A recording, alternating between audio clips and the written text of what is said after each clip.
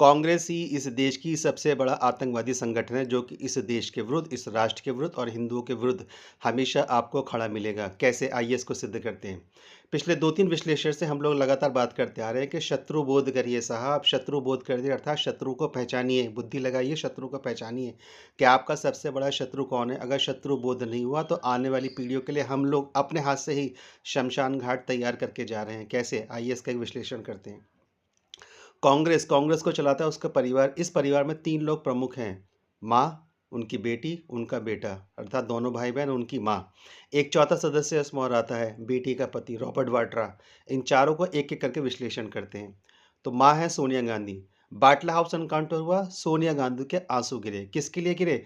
वो जो आतंकवादी लड़के मारे गए थे। ये परिवार अपने आप को पंडित कहता है ना, ब्राह्मण। उसमें जो मोहन चंद शर्मा जिनकी उन आतंकवादियों ने हत्या कर दी थी, उनके पक्ष में एक भी स्टेटमेंट नहीं आया और जितनी सामाजिक प्रताड़ना करी जा सकती वो करी गई। बहन की बात करते हैं।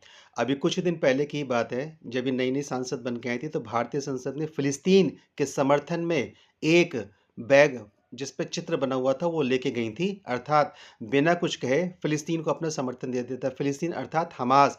हमास इतना ब्रूटल आतंकवादी है कि जब वो यहूदियों में उन्होंने आक्रमण करा तो जो यहूदी छोटी-छोटी लड़कियाँ थीं, उनको वो अपने साथ ले आया। उन लड़कियों की पहचान के लिए कई बार ऐसा होता है कि आप छोटे बच्चे में पहचान नहीं कर पाते कोई लड़का है या लड़की, तो उनके कपड़े उतार के चेक करा गया उनका लिंग और जो लड़का था उसको वहीं गोली मार दी गई और लड़कियों को अपने साथ लिया कि आगे चल के ये हमारे लिए सेक्स टॉय की तरह और हमारे लिए बच्चे पैदा करने का काम करेंगे। अब बेटे की बात करते हैं, तो बेटा लगातार विदेश में जाके माइनॉरिटीज़ के विरुद्ध आग उगलता है। वो कहता है कि सिखों को यहाँ पर पगड़ी और कृपाण रखने का अधिकार नहीं है, क्रिश्चियनिटी की यहाँ पे समस्या है और मुस्लिम बीजेपी शासन में सुरक्षित नहीं है। ये तीनों के तीनों भाई-बहन और माँ-बेटे मिलकर इस प्रकार से भारत के विरुद्ध हमेशा आतंकवादी संगठन की तरह एक षड्यंत्र रचते रहते हैं। चाइना में जाके एग्रीमेंट करके आते हैं और विदेशों में जाके भारत के विरुद्ध बोलते हैं, भारत के इंस्टीट्यूशन पर लगातार हमला करते रहते हैं।